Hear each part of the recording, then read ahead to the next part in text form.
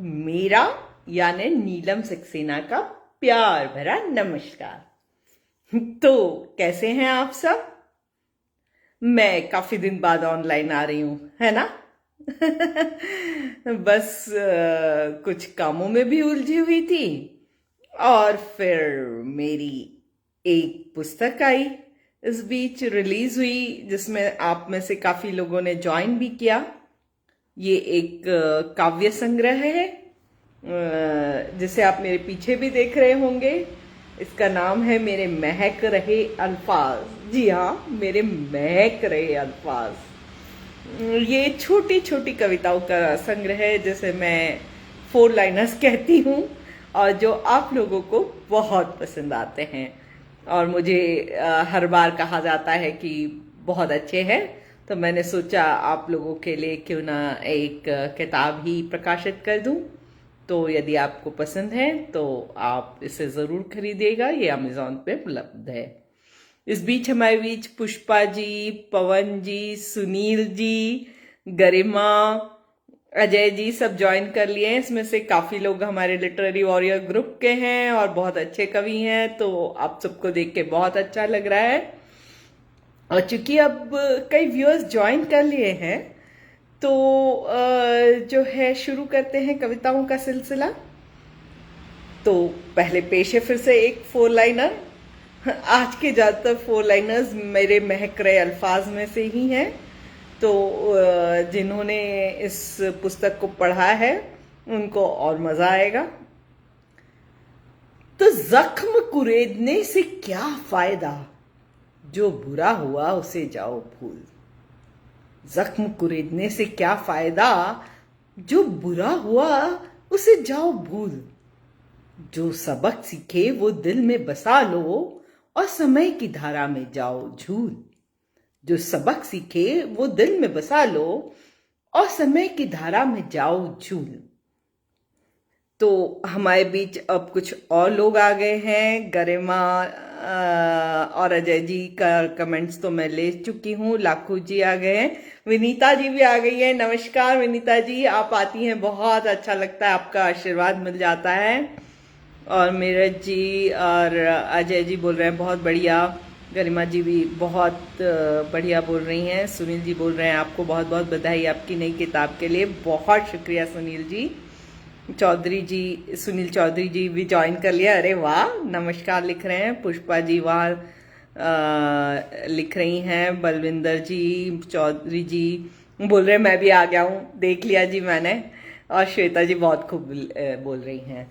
तो जैसे कि मैं अक्सर शुरुआत करती हूँ, एक आजकल तरन्नुम में कोई कविता या गजल से शुरुआत करती हूँ, वैसी ही शुरुआत आज भी करूँगी। इस बीच आज का शो जब मैं सोच रही थी आज मैं कौन सी कविताएं सुनाऊंगी, तो इसमें कुछ कविताएं ऐसी हैं जो मैंने सेकेंड वेव के दौरान लिखी थी कोरोना के, और कुछ और भी तरह की हैं। कुछ मेरे अभी के एक्सपीरियंसेस हैं और कुछ जो डर सा मन में है उसके बारे में भी है। तो पेश है आज की पेशकश। क्यों उसने जख्म कुरेदे, क्यों चली वो हवा, क्यों आंखें नम हुई, क्यों जाने आंसू गिरा। क्यों उसने जख्म कुरेदे, क्यों चली वो हवा, क्यों आंखें नम हुई, क्यों जाने आंसू गिरा। क्यों उसने जख्म कुरेदे। तिनका तिनका चुन चुन के बनाई थी दास्तां, क्यों किससे खत्म हुए, क्यों मिटी वो वफा। क्यों उसने जख्म कुरेदे, क्यों चली वो हवा, क्यों आंखें नम हुई, क्यों जाने आंसू गिरा, क्यों उसने जख्म कुरेदे। सितारों से ये न पूछो कहाँ रोशनी है बसी, खामोश है आतिश भी है खामोश ये सबा, क्यों उसने जख्म कुरेदे, क्यों चली वो हवा, क्यों आंखें नम हुई, क्यों जाने आंसू गिरा, क्यों उसने जख्म कुरेदे। महफिल में जुस्तजू है, जोश बना लेगा मकान, चिंगारी उठेगी फिर भी जगमगाएगी कोई शमा, क्यों उसने जख्म कुरेदे, क्यों चली वो हवा, क्यों आंखें नम हुई, क्यों जाने आंसू गिरा, क्यों उसने जख्म कुरेदे। इंतजार है जिगर को लट उलझी सुलझ जाए, खिल उठेगी शाम फिर से, मुस्कुराएगी ये फजा, क्यों उसने जख्म कुरेदे, क्यों चली वो हवा, क्यों आंखें नम हुई, क्यों जाने आंसू गिरा, क्यों उसने जख्म कुरेदे। तो ये थी आज की मेरी पेशकश और बहुत सारे कमेंट्स आए हैं। शायद सारे तो नहीं ले पाऊंगी बट जल्दी से थोड़े से लेने की कोशिश करती हूँ। रूपाली ने ज्वाइन कर लिया है जो कि मेरी बचपन की मित्र है। कांतिलाल जी ने वेरी गुड कह रहे हैं, अभिषेक जी नमस्ते कह रहे हैं, बलविंदर जी हैं, रमाकांत जी हैं, सुधीर जी हैं, विनीता जी कह रही हैं आशीष में लिपटी बधाई। बहुत शुक्रिया, बहुत शुक्रिया। सुधीर जी सुपर कह रहे हैं, अजय जी बहुत उम्दा कह रहे हैं, कविता ने ज्वाइन कर लिया है और गुड इवनिंग मित्र लिख रही है, गुड इवनिंग डियर फ्रेंड। और अजय जी वाह कह रहे हैं, कविता कह रही है दर्द है हर शब्द में। और प्रीति कह रही है गुड इवनिंग, हाय प्रीति। सुनील चौधरी जी कह रहे हैं वाह जी वाह, अरे आपसे तारीफ मिल गई तो क्या बात है, आप बहुत अच्छे गायक हैं। मैं तो बस मेरी तो बस शुरुआत है। अजय जी कह रहे हैं इमोशनल लाइंस, जी हाँ उस वक्त की याद करके इमोशनल तो हो ही जाता है हर आदमी। विनीता जी कह रही है नम हुई उस आंखों से दामन भिगो कर देखिए, क्या बात है, क्या बात है। प्रीति जी कह रही हैं बहुत ही खूबसूरत। यदवीर जी हैं, पुष्पा जी दर्दनाक बोल रही हैं, शंकर भैया ज्वाइन कर लिया, हेलो भैया, बहुत खूब। नीलम लिख रहे हैं बहुत शुक्रिया। और गरिमा जी कह रही हैं बहुत खूबसूरत गाया, खूबसूरत पंक्तियां। अजय जी उम्दा गायन कह रहे हैं। सुरेखा जो कि ये पेज पे सोलो ऑर्गेनाइज करती हैं और बहुत अच्छी कवित्री हैं, बहुत खूब लिख रही हैं। शंकर भैया लाजवाब कह रहे हैं। अजय जी वाह कह रहे हैं और सुनील चौधरी जी वाह वाह कह रहे हैं। श्वेता खन्ना कह रही हैं जगमगाएगी कोई शमा, एक आशा की उम्मीद। जी हाँ मैं एंड हैप्पीनेस से की हूँ। राज जी नाइस लिख रहे हैं। शिव जी उत्कृष्ट लिख रहे हैं। संतोष बकाया जी ने ज्वाइन कर लिया है, हेलो लिख रही हैं गुड इवनिंग। और इमरान जी सुपर लिख रहे हैं, संतोष जी लिख रही हैं nice to see you, Nisha ma'am join कर ली हैं, ब्यूटीफुल नीलम लिख रही हैं, thank you ma'am. Sunita ji बहुत खूब लिख रही हैं, बहुत शुक्रिया। लाल जी कह रहे हैं आप गीत हमें अपने सामने समझ कर गाएं, उम्मीद है कि और भी बेहतर कर पाएंगे। ओके। रूपाली बोल रही है निशब्द, सुनील जी बोल रहे हैं भावुक करने वाली पंक्तियां, सैम जी हैं, संतोष जी बहुत खूब बोल रही हैं, राजकुमार जी हैं, सरिता जी नमस्कार लिख रही हैं, हेलो सरिता, और लाजवाब भी लिख रही हैं, महेंद्र जी वेरी क्रिएटिव लिख रहे हैं। तो बढ़ते हैं आगे। जैसे कि आप लोगों को मेरे 4 लाइनर्स काफी पसंद है, तो पेश है एक 4 लाइनर। लहरों की मनमानियों से क्या डर, सैलानी अपने बाजुओं पर यकीन रखते हैं। लहरों की मनमानियों से क्या डर, सैलानी अपने बाजुओं पर यकीन रखते हैं। समंदर में तैर कर ही मिलता है किनारा, वो तूफानों से लड़ने का जिगर रखते हैं। समंदर में तैर कर ही मिलता है किनारा, वो तूफानों से लड़ने का जिगर रखते हैं।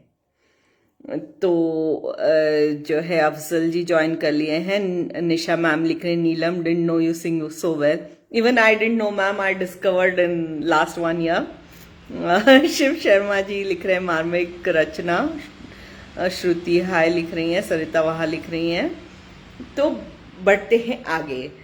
मैं काफ़ी फेमिनिस्टिक पोएम्स लिखती हूँ और इस मंच पे सुना चुकी हूँ, तो ये भी एक वुमेन्स रिवोल्यूशन जो हुआ है शुरू से, यानी कई सालों पहले जो शुरू हुआ हमारे देश में ही नहीं हर देश में, और आज जहाँ महिलाएं पहुंची हैं उस पे बेस्ड है, और इसका शीर्षक है धूल। जी हाँ, धूल। मैं थी धूल चरणों की, मेरा अस्तित्व ही चरणों के नीचे था, और मुझे कोई और ठिकाना पता भी नहीं था। खुश थी मैं बनकर धूल चरणों की।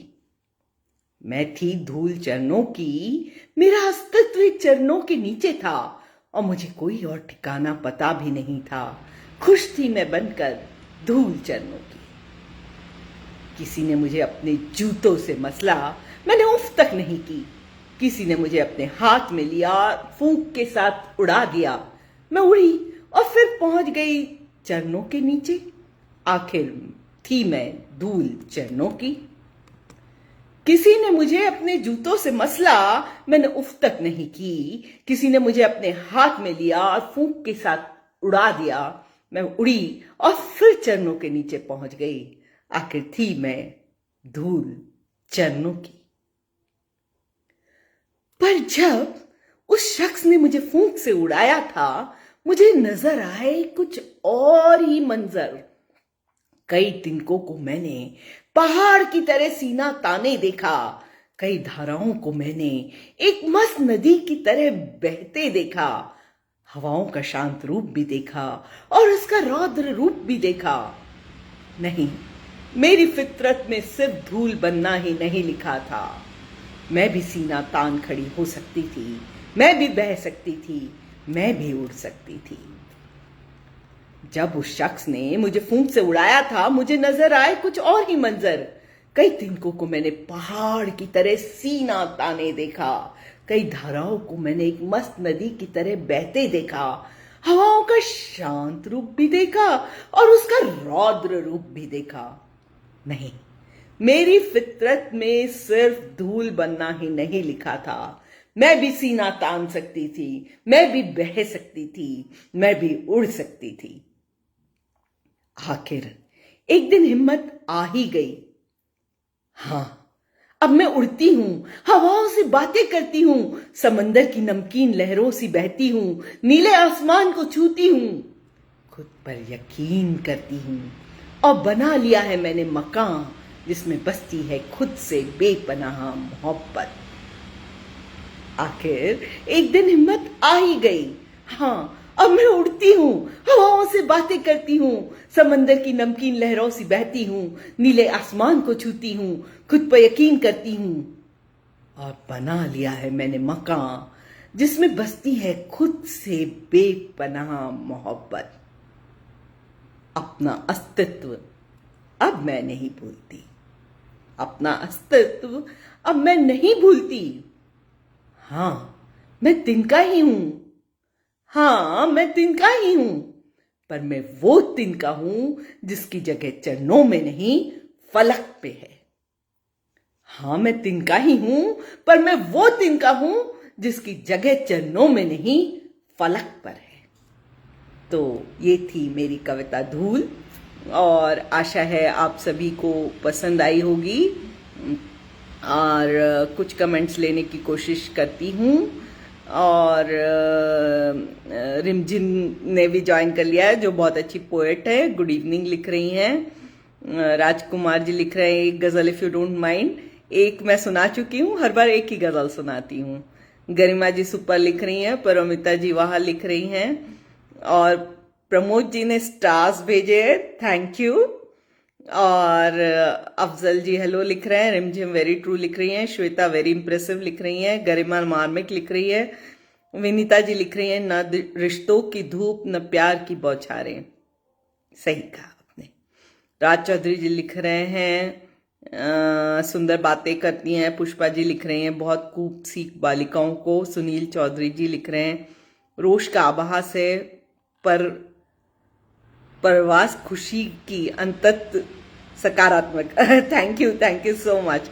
उषा जी सुपर लिख रही है, संजय जी भी ज्वाइन कर लिए हैं, हेलो संजय जी। गरिमा जी लिख रही हैं जब मैं उड़ती हूँ, कितना कुछ इस पंक्ति में लिखा हुआ है आपने जी, बहुत सोच के लिखी हुई कविता है।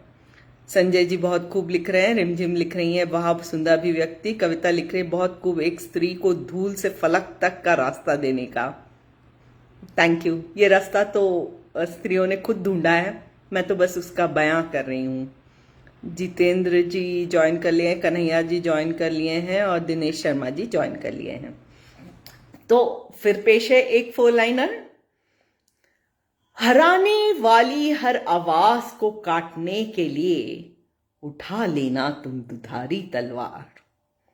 हराने वाली हर आवाज को काटने के लिए उठा लेना तुम दुधारी तलवार।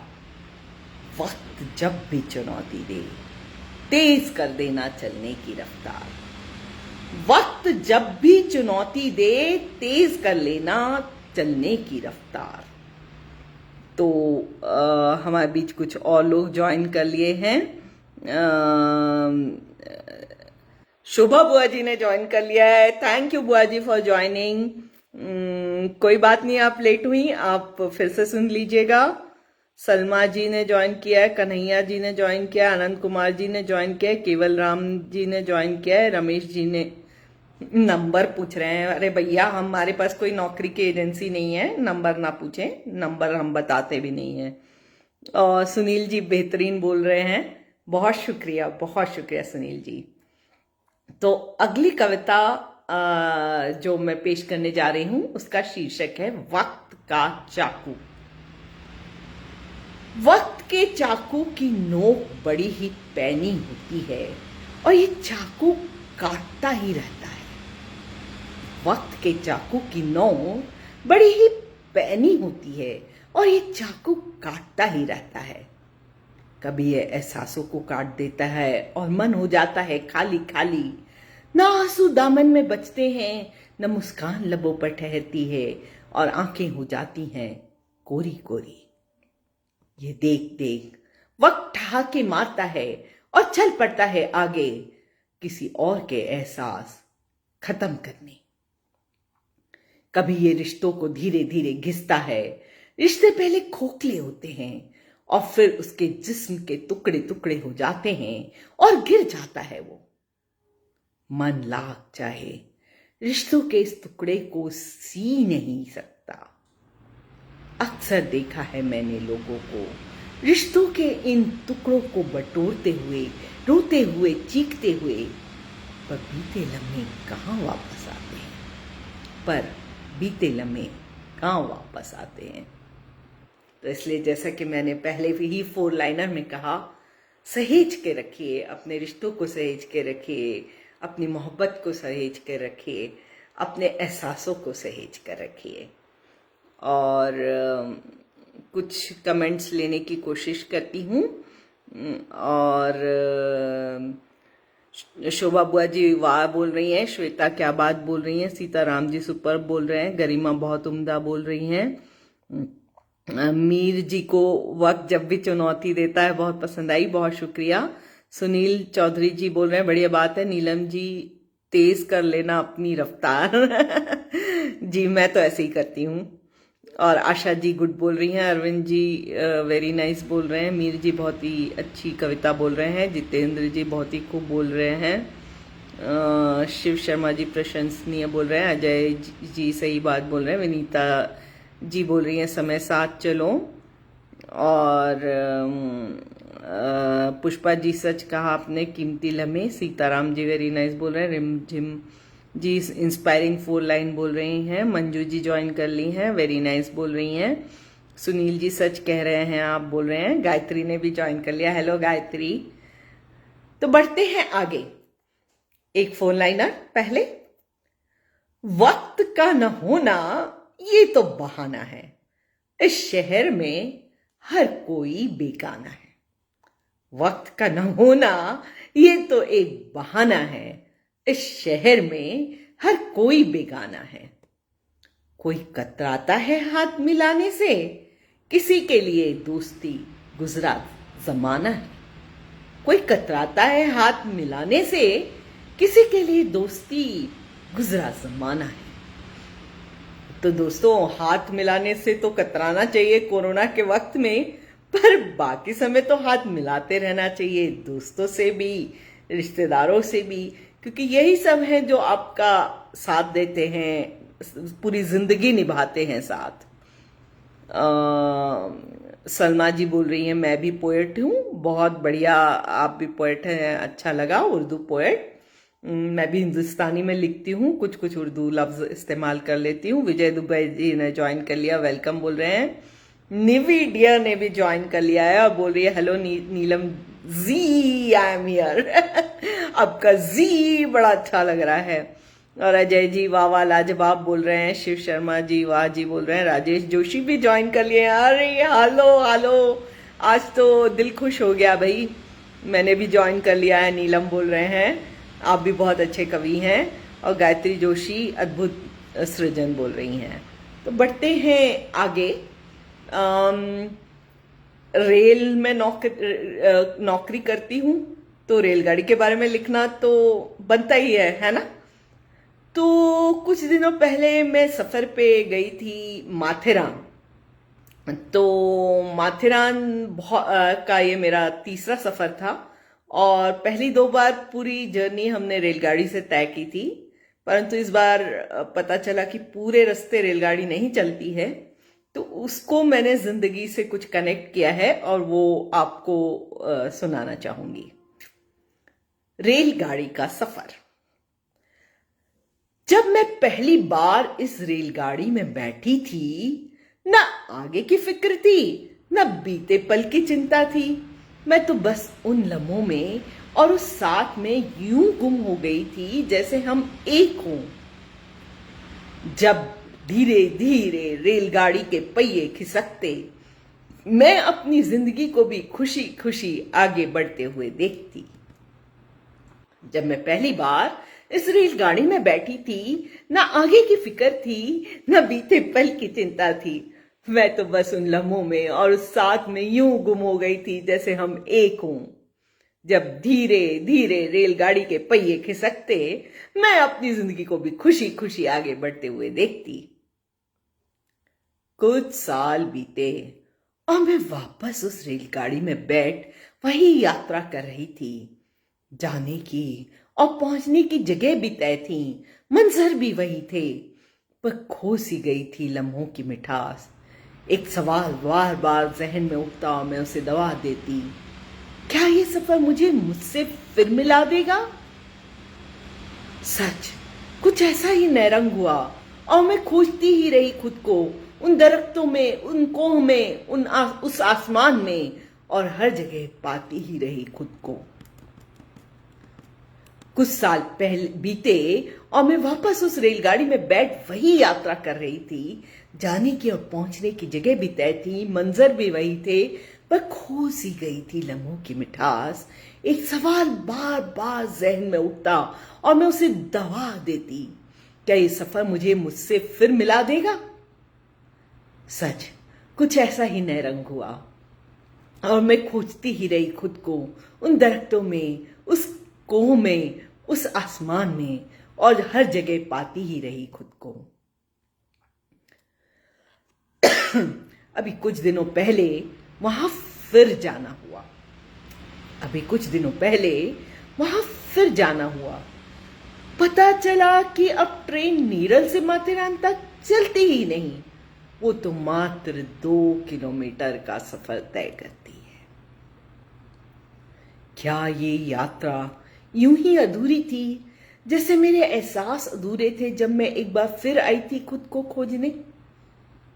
किसी ने बताया जो सफर मैं 2.5 घंटे में तय करती थी, वो रोड से मात्र 20 मिनट में तय हो जाता है।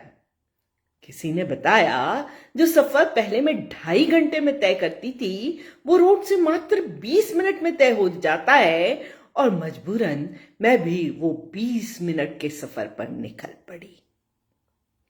मैं सोचती ही रह गई उस 20 मिनट के सफर के दौरान, सफर तो सफर होता है और लुत्फ तो मंजर देखने में ही होता है ना? सफर तो सफर होता है और लुत्फ तो मंजर देखने में ही होता है ना? क्या जिंदगी की रेलगाड़ी को भी हम इस मॉडर्न युग में जल्दी के कारण 20 मिनट में तय कर लेंगे, बिना उन खूबसूरत नजारों को देखते हुए अधूरे एहसासों के साथ? क्या जिंदगी की रेलगाड़ी को भी हम इस मॉडर्न युग में जल्दी के कारण 20 मिनट में तय कर लेंगे, बिना उन खूबसूरत नजारों को देखते हुए अधूरे एहसासों के साथ? तो ये थी मेरी कविता रेलगाड़ी का सफर। आप सब लोग मानते होंगे कि रेलगाड़ी का जो हम सफर करते थे उसमें धीरे धीरे मंजर देखते थे, खूबसूरत से मंजर होते थे, खुद को खोजते थे, कुछ सोचते थे। ये सब कहीं खो सा गया है नहीं? आजकल हम उड़ते हैं हवाई जहाज से, या जल्दी से जल्दी किस तरह पहुंचा जा सके ये सोचते हैं, परंतु वो खुद को खोजना, खुद के बारे में सोचना, वो नेचर का मजा लेना, ये सब शायद भूल रहे हैं। तो जो है कुछ कमेंट्स लेने की कोशिश करती हूँ। सुनील जी बोल रहे हो आप अद्भुत सफर। शिवसेना जी कुछ लिख रहे हैं मेरी कविता के बारे में। विनीता जी लिख रही है वाह क्या खूब सफर है। शोभा बुआ जी भी लिख रही है अद्भुत सफर। संजय जी शानदार रेलगाड़ी लिख रहे हैं। गायत्री लिख रही हैं संजीव चित्रण यात्रा का वाह वाह शुक्रिया। वाह निवी लिख रही है वाह बहुत ही सुंदर शब्द Neelam, you are an ace poets, thanks dear. Vijay Kumar Vishra ji welcome लिख रहे हैं। राजेश जोशी जी लिख रहे हैं बेहद खूबसूरत, बहुत बड़ी बात कह दी, बहुत शुक्रिया। विजय जी वाह बोल रहे हैं। निवी बोल रही है new hair style thank you. Rimjhim बोल रही है beautiful connection between the train and life, thanks dear. Shweta लिख रही है खुद की खोज रेलगाड़ी में, बहुत सुंदर रचना मैम। गरिमा लिख रही हैं बहुत अच्छी कविता नीलम जी, बिल्कुल ठीक कहा आपने रेलगाड़ी की मधुर यादों के बारे में। सविता तिवारी जी ने ज्वाइन कर लिया और बेहतरीन लिख रही हैं। गरिमा जी ढेर सारा प्यार दे रही है। और राजेश जी लिख रहे रेलगाड़ी क्या बात है, रेलगाड़ी का सफर वाकई मुझे सबसे अच्छा लगता है। और जॉन जी ने ज्वाइन कर लिया है। मंजू चौहान जी लिख रही है वाटर टर्निंग पॉइंट। और विकास जी ने भी ज्वाइन कर लिया है। तो बढ़ते हैं आगे। एक 4 लाइनर।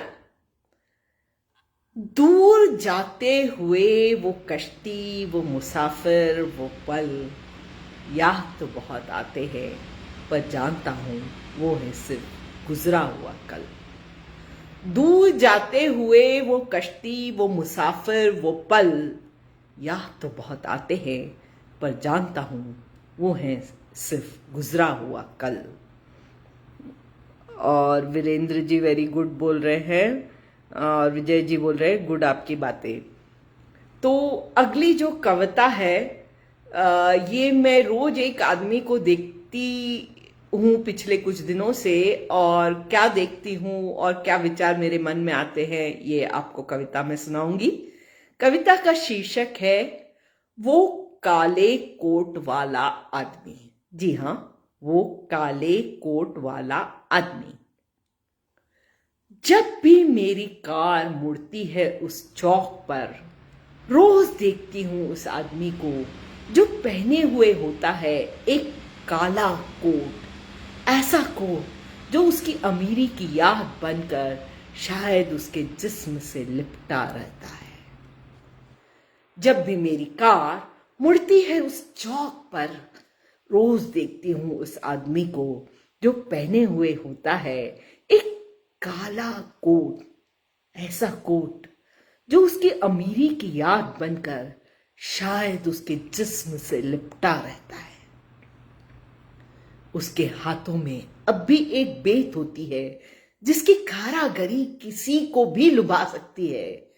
और तो और वो अंग्रेजी भी अमर अकबर एंथनी फिल्म के एंथनी की तरह ही बोलता है। उसके हाथों में अब भी एक बेत होती है जिसकी कारागरी किसी को भी लुभा सकती है। और तो और वो अंग्रेजी भी अमर अकबर एंथनी फिल्म के एंथनी की तरह ही बोलता है। फर्क सिर्फ इतना है कि एंथनी किसी लड़की को इम्प्रेस करने के लिए अंग्रेजी बोलता था और ये आदमी भीख देने वालों को इम्प्रेस करने के लिए अंग्रेजी बोल रहा होता है। फर्क सिर्फ इतना है कि एंथनी किसी लड़की को इम्प्रेस करने के लिए अंग्रेजी बोलता था और ये आदमी भीख देने वालों को इम्प्रेस करने के लिए अंग्रेजी बोल रहा होता है। कहां से आ गया ये आदमी उस चौक पर? कहां से आ गया ये आदमी उस चौक पर? क्या वो कोई नामी वैज्ञानिक था जो काम में इतना खो गया कि अपना होशो-हवास खो बैठा? या उसके बेटे और बेटियों ने उसकी सारी जायदाद छीन कर उसे बेघर कर दिया? या उसकी पत्नी ने उसे अपने ही घर से बेदखल कर दिया और जी रही है मस्त किसी और के साथ? कहानीकारों को किसी की भी दशा देखकर न जाने कितनी कहानियां सूझने लगती हैं, है ना? पर उसके मौजूदा हालात का कहां ताल्लुक है उन कहानियों से? उसका तो वास्ता है सिर्फ उसकी भूख से, ठंड में कपकपाते हुए उसके नाजुक हाथों से, या फिर उसके नंगे पांव से। उसकी मौजूदा हालात का कहां ताल्लुक है उन कहानियों से? उसका तो वास्ता है सिर्फ उसकी भूख से, ठंड में कपकपाते हुए उसके नाजुक हाथों से, या फिर उसके नंगे पांव से। उसकी तो चिंता मात्र इसमें सिमट गई है कि क्या कोई आहट हुई, क्या कोई आया? उसकी तो चिंता मात्र इसमें सिमट गई है कि क्या कोई आहट हुई, क्या कोई आया? क्या है कोई जो उसे आधी रोटी दे सकता है? क्या है कोई जो उसे आधी रोटी दे सकता है?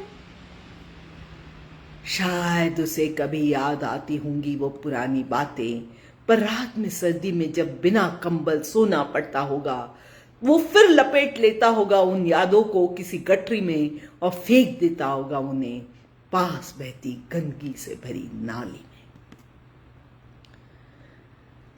रात में सर्दी में जब बिना कंबल सोना पड़ता होगा, वो फिर लपेट लेता होगा उन यादों को किसी गठरी में और फेंक देता होगा उन्हें पास बहती गंदगी से भरी नाली में।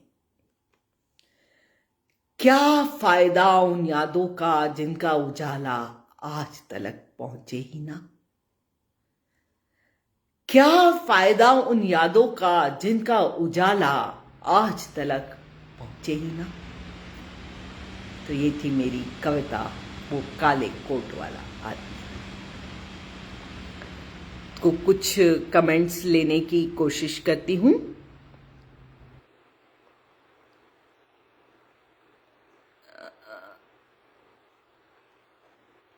सबसे पहले जो है अजीत जी गुड बोल रहे हैं, गायत्री सुंदर अभिव्यक्ति बोल रही हैं, और विनीता जी सजीव चित्रण बोल रही हैं, बहुत शुक्रिया। और पुष्पा जी गजब बोल रही हैं, बहुत शुक्रिया। और दीपू जी ताली बजा रहे हैं, नरेंद्र जी बोल रहे हैं नाइस ओपिनियन, और जो है उसके अलावा विजय जी बोल रहे हैं आपकी सोच बहुत, पता नहीं आपकी सोच लिख रहे हैं, अच्छी बोल रहे हैं या बुरी बोल रहे हैं मुझे नहीं पता। और विजय जी गुड बोल रहे हैं, और उनियाल जी वाह वेरी नाइस बोल रहे हैं, और विजय जी वाह बोल रहे हैं।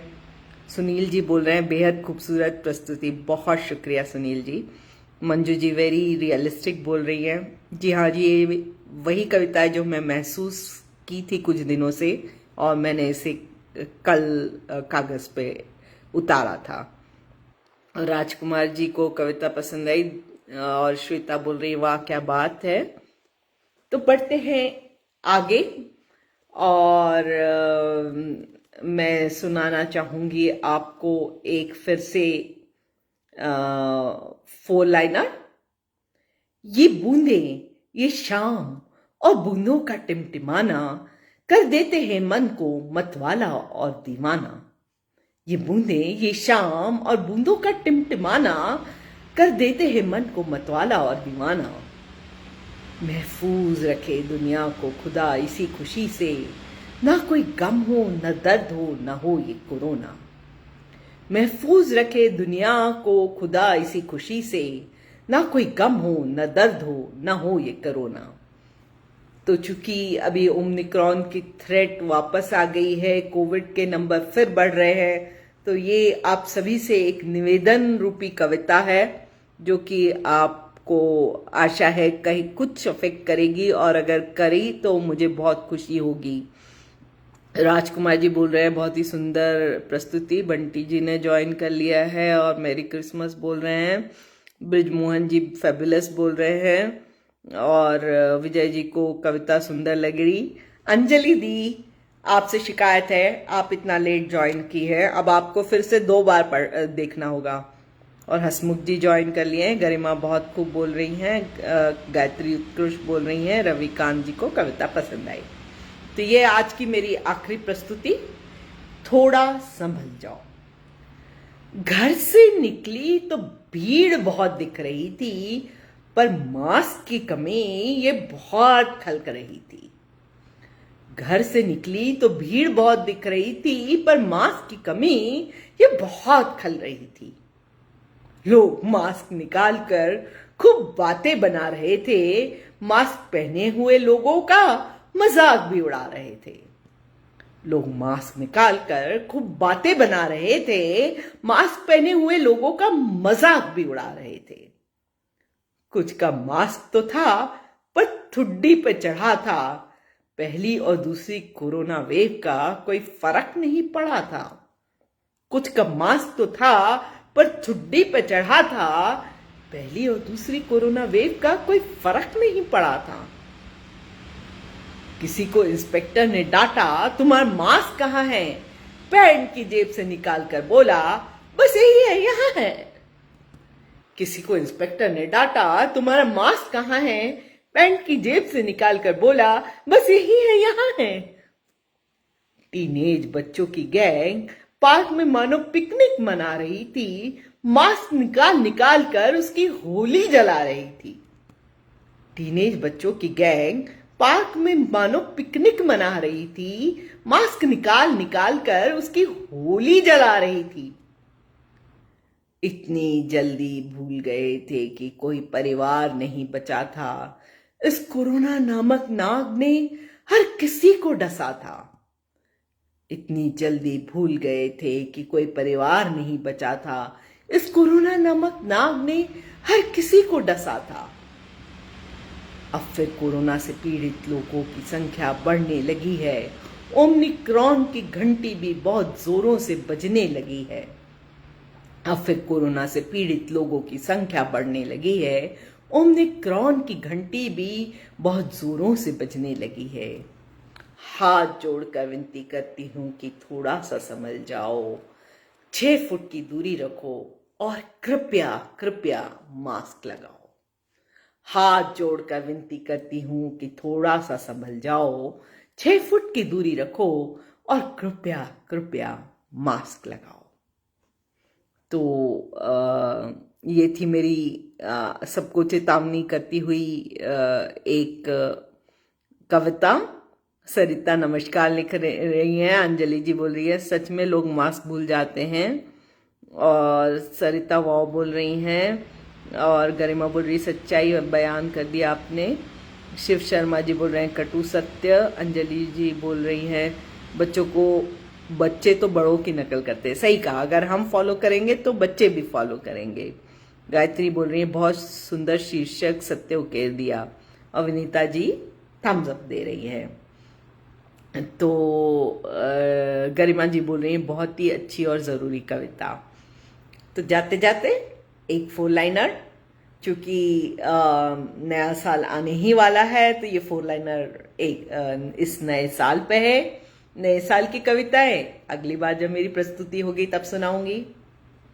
तो बीते साल में मेरे रुखसार पर नया नूर मिला, बीते साल में मेरे रुखसार पर नया नूर मिला, और मेरे जहन की झोली में गुरूर का नया गुल खिला, और मेरे जहन की झोली में गुरूर का नया गुल खिला। तो आप लोगों को नए साल में क्या, बीते साल में क्या मिला, इसके बारे में कमेंट्स में ज़रूर लिखिएगा। मैं पढ़ूंगी इनको, आपके सभी कमेंट्स को।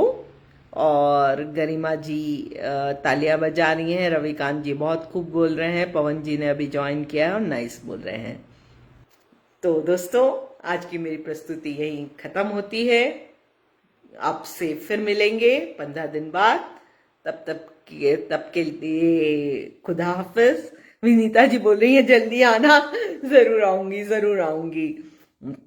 मंजू जी नाइस बोल रही हैं। हरिकृत जी गुरूर का गुल, उनको ये बात बहुत अच्छी लगी। अंजलि जी बहुत खूब कह रही हैं। गायत्री जी कह रही हैं आपको भी सब परिवार हार्दिक शुभकामनाएं। और गरिमा जी बोल रही हैं ब्यूटीफुल प्रेजेंटेशन एज यूजुअल। तो दोस्तों फिर मिलेंगे, जल्दी मिलेंगे। नमस्कार।